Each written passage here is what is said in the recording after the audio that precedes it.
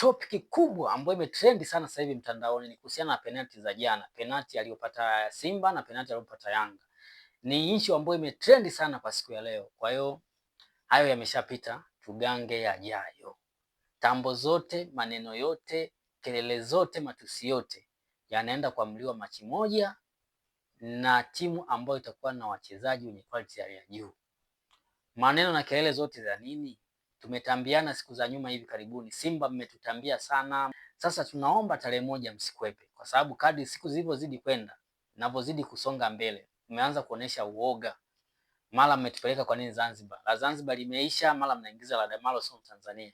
Ili wachezaji wenye quality kuzidi Yanga, tukutane pale Guantanamo Zanzibar. Tuwaoneshe. Tumenunua katoni za kutosha kuja kukupaka we mai wetu. Na nzuri zaidi hadi siku hizi mmetuvalia shanga. Yaani mmeshakubali kabisa unyonge kwamba sisi mabwana zenu. Jioni tuwapake baby oil ipo ya kutosha, katoni karibia 100.